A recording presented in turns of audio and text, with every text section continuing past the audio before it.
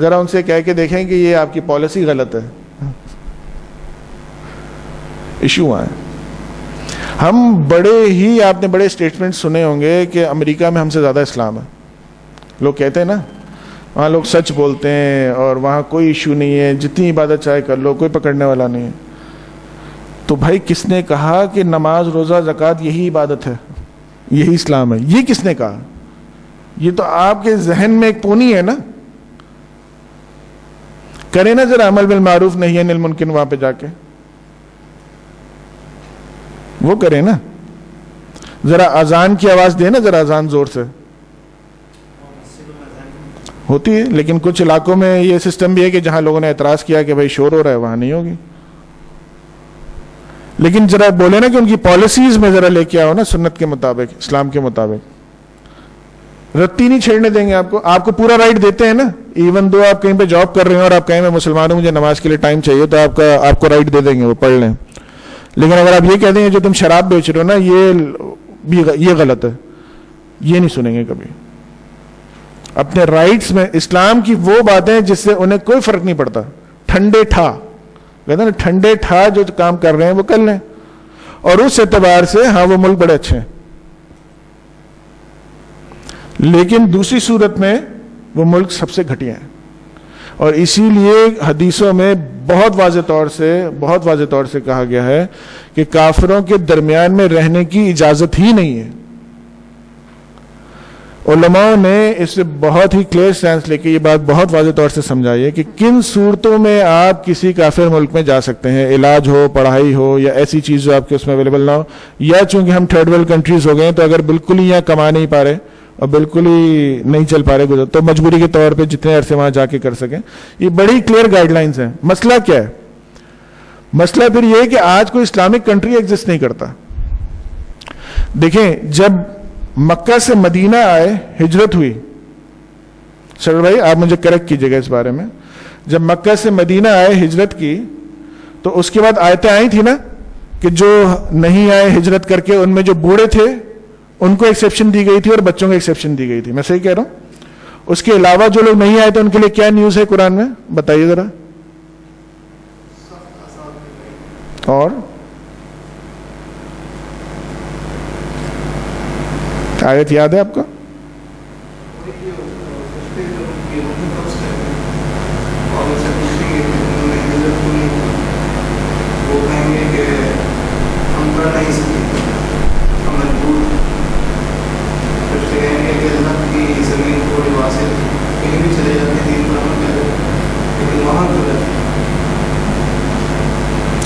اتنی سخت بات ہے.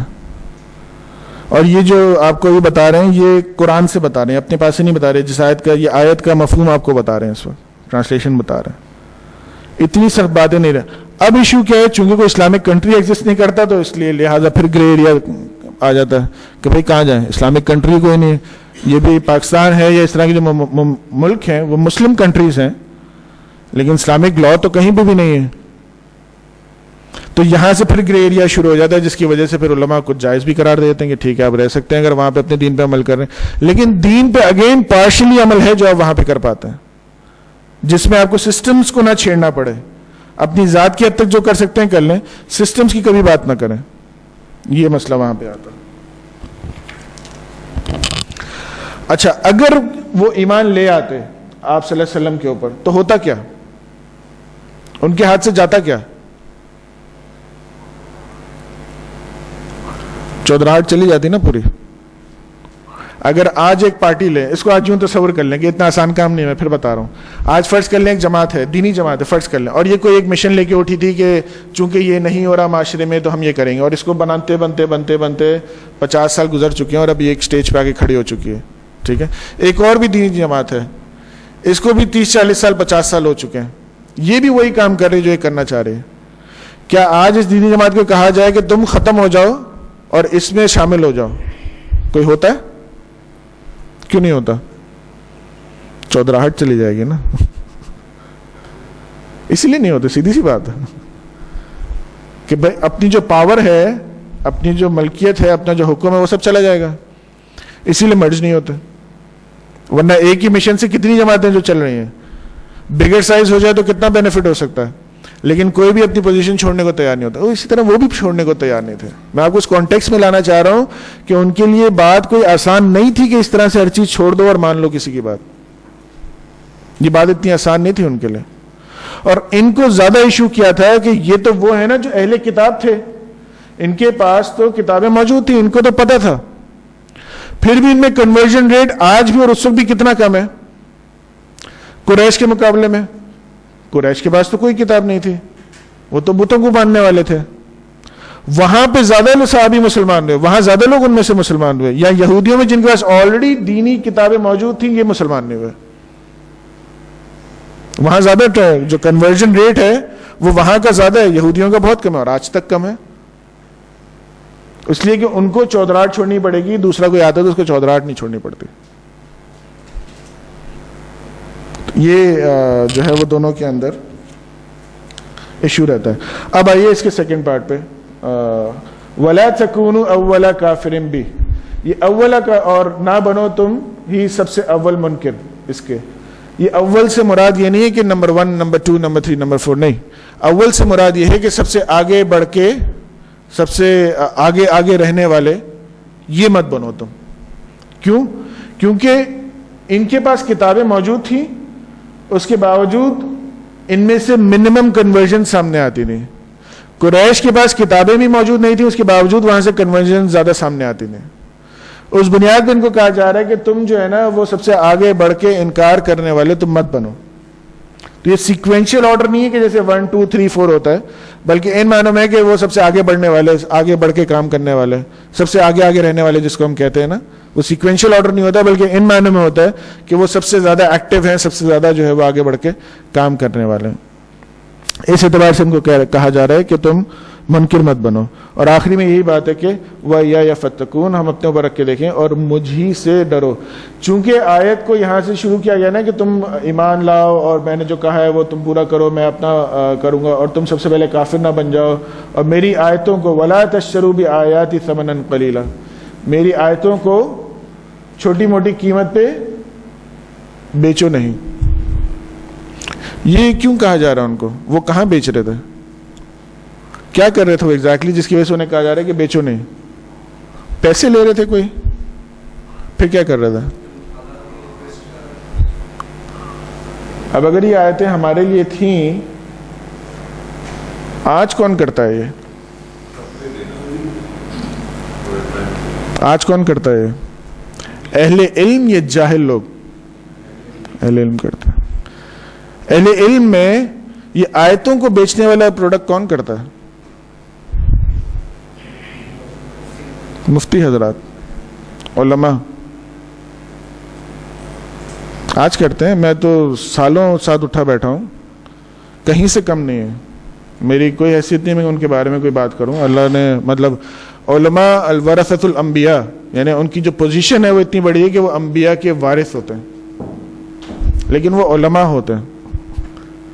ہمارے پاس تو پتھر اٹھاؤ تو نیچے سے عالم نکل آتا. آپ اندازہ کریں, پاکستان میں, صرف پاکستان کی بات کریں, چھوڑیں وہ 62 ممالک ہیں, کتنے مدارس ہیں؟ لا تعداد بھرے ہوئے, لا تعداد. 27,000 تو آپ کا فگر ہے, ٹھیک ہے. چلیں ایک مدرسے میں لگا لیں کتنے اسٹوڈنٹس ہوں گے ایوریج؟ 500. 27,000 ٹائمز 500 کتنا بنے گا؟ کوئی ہے میتھس کا جوان یہاں پہ؟ ہاں 56 لاکھ کر لیا آپ نے.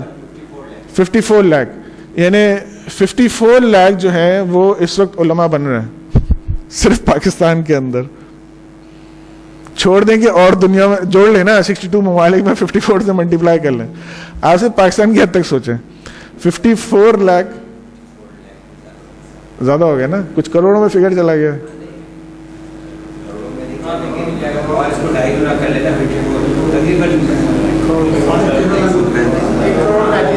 ایک کروڑ 35 لاکھ, ماشاء اللہ, 1 کروڑ 35 لاکھ علماء بن رہے ہیں.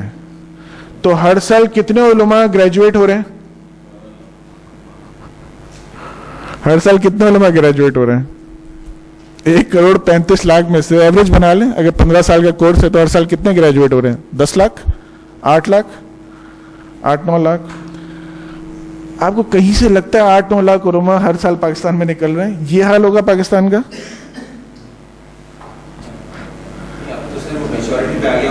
ہر سال اتنے نکلنے چاہیے, ہر سال اتنے نکلنے چاہیے. یعنی 1,35,00,000 علماء ہر سال پاکستان سے نکل رہے ہیں, جو دین پڑھ کے نکل رہے ہیں, کم سے کم کچھ نہیں تو 12 سے 15 سال.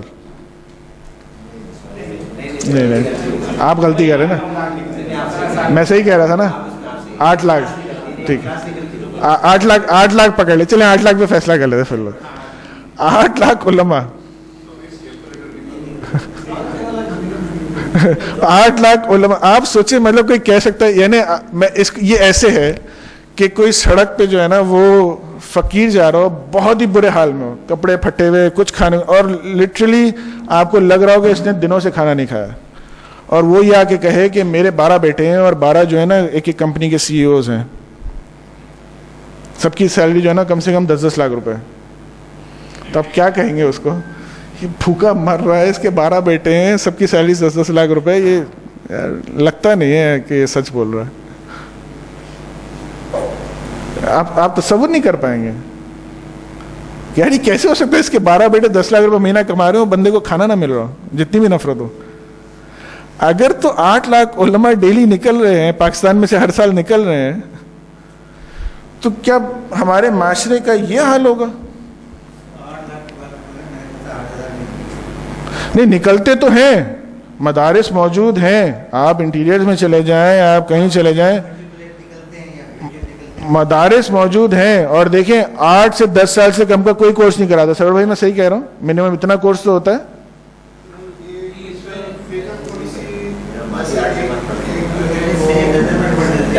اس میں فرق یہ ہے کہ 35,000 مدارس ہوتے ہیں, وہ سارے مدارس علماء نہیں بنا رہے ہوتے ہیں, وہ قرآن کورس کروا رہے ہوتے ہیں, کچھ اس طرح کے چھوٹے چھوٹے کورسز ہو رہے ہیں.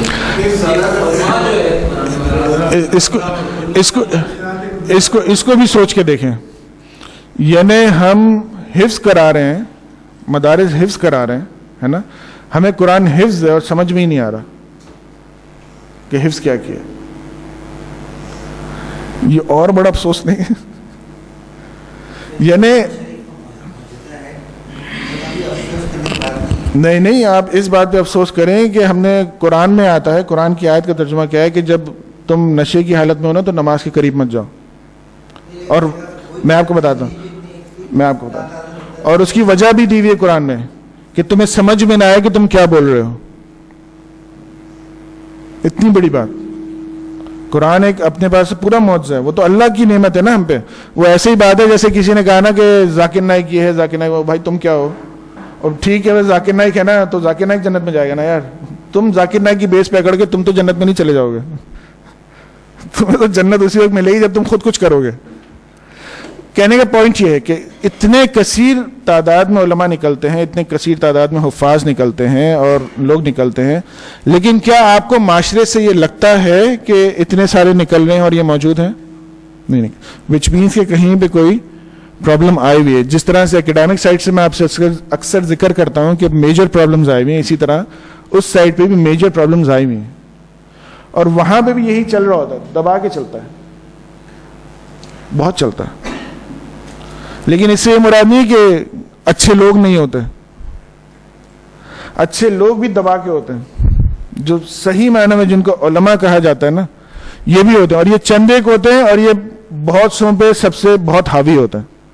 اور انہی چند ایک کی وجہ سے جو ہے نا ہم اتنا کچھ جو کام چل رہا ہے جو آپ دیکھ رہے ہیں پاکستان کے اندر, یہ انہی چند ایک کی وجہ سے چل رہا ہے کہ یہ لوگ ماشاءاللہ پھر جو اصل میں عالم بن جاتے ہیں, یہ پھر اتنے ہیوی ڈیوٹی ہو جاتے ہیں کہ پھر ان کی فالوئنگ اور ان کی چیزیں, جیسے ڈاکٹر اسرار احمد ہیں اور بہت علماء ہیں ہمارے پاس, یہ پھر اتنے زبردست قسم کے ہو جاتے ہیں کہ پھر یہ چاہے دینی بندہ ہو دنیاوی بندہ ہو, یہ ان کے سامنے نہیں ٹک سکتا پھر.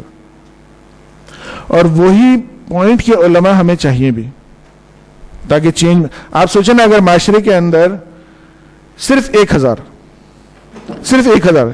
ذاکر نائک آ جائیں, کیا ہوگا؟ Complete change.